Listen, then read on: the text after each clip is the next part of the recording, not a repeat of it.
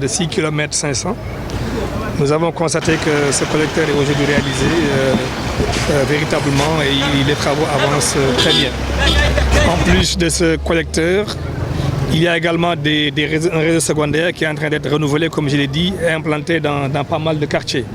Ce réseau fait plus de 100 km, je dis bien 100 km de réseau à travers les zones donc, qui polarisent le projet. Et là, j'ai également pu constater l'avancement des travaux et nous sommes appelés plus de 40% sur les 100 km qui étaient prévus. Enfin, il y a un volet non moins important qui consiste à la livraison d'équipements, d'engins lourds, de camions hydrocureurs et d'équipements de pompage, des équipements utilitaires et qui permettent à l'ONAS effectivement de travailler et de prendre en charge les questions liées aux inondations. Cette visite nous a également permis d'aller au niveau du site de la zone de captage qui, comme vous le savez, comporte un bassin extrêmement important qui fait à peu près une superficie de plus de 6 hectares, à peu près 7 hectares, et lequel bassin nous causait beaucoup de problèmes les années passées et créait beaucoup de nuisances aux populations des zones environnantes. Et sur instruction donc, du chef de l'État, le président de la République Macky Sall, des travaux sont en train d'être engagés aujourd'hui pour procéder au curage du bassin, procéder à son reprofilage, mais également arriver à la reconstruction du mur qui permettrait aujourd'hui d'éviter donc la sortie des eaux du canal.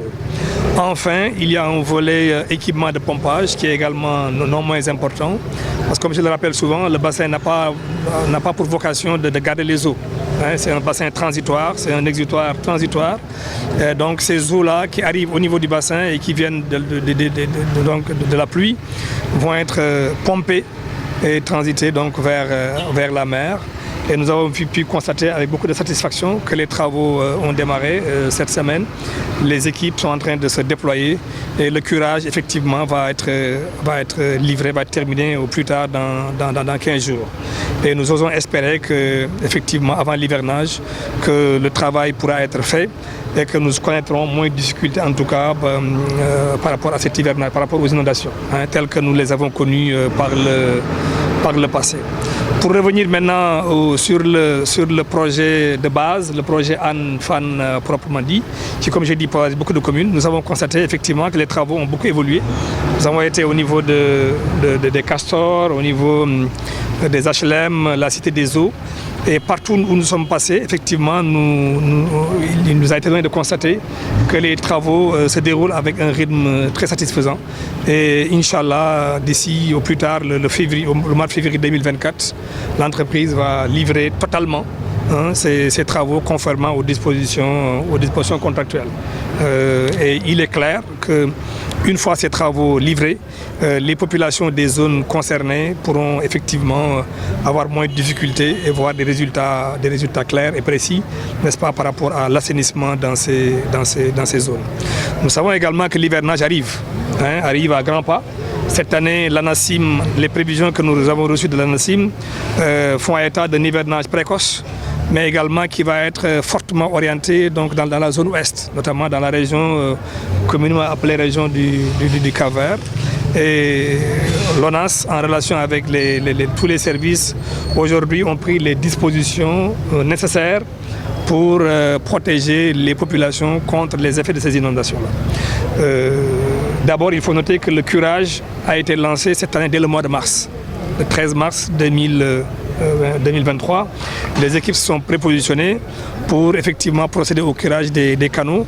Aujourd'hui, nous sommes à un taux qui n'est pas très loin des 50%. Donc pour le curage au niveau de la région de Dakar, ce qui est valable également pour les régions. Et nous savons tous que si on parvient à réussir le curage, effectivement nous parviendrons à réduire les effets des inondations sur les populations parce que le volume des bassins pourra être élargi, le volume également des conduites pourra être augmenté. Et à partir de ce moment-là, l'eau pourra circuler librement sans moins d'entrave. Parce que l'eau ne peut pas s'accommoder de déchets solides. Les déchets solides ont pour vocation de bloquer la circulation des eaux. Et là, un travail important est en train d'être mené de ce point de vue-là. Au-delà du curage que nous poursuivons, le curage préventif, mais également le curage qui va être réalisé pendant l'hivernage, l'ONAS s'est engagé à réaliser beaucoup de travaux dans le département de Dakar, mais également dans les régions. Aujourd'hui, à Fatick, un important travail est en train d'être fait. Comme vous l'avez constaté, Fatick a eu beaucoup de difficultés l'année dernière. D'ailleurs, nous allons nous y rendre cette semaine. Un travail est en train d'être fait au niveau du bassin de Darou Rahman, également au niveau du bassin de Polgue, pour un peu régler un peu le problème des inondations. Pour Dakar également, des travaux importants sont en train d'être réalisés dans des localités telles que l'unité 22, au niveau de Pikine, École 8, la cité Djonkrob, etc. Des travaux sont également en train d'être réalisés au niveau de la cité Bellevue, etc.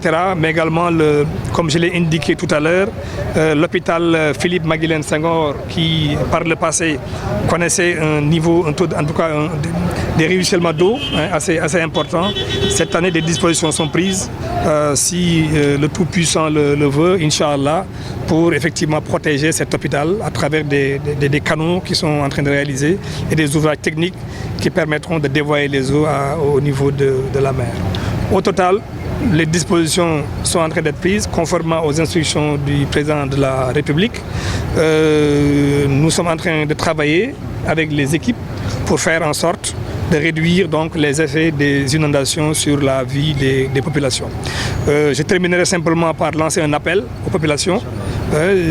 ONAS diffuse assez souvent des spots pour conscientiser, pour sensibiliser les populations sur en tout cas l'obligation que nous avons à veiller sur nos installations.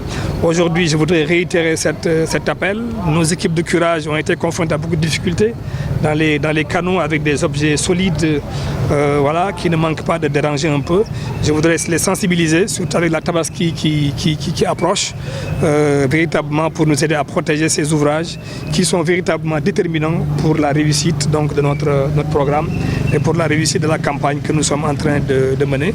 Et il ne fait aucun doute que nous pouvons compter sur la bonne conscience citoyenne des Sénégalais qui effectivement pourraient nous aider par rapport à cela.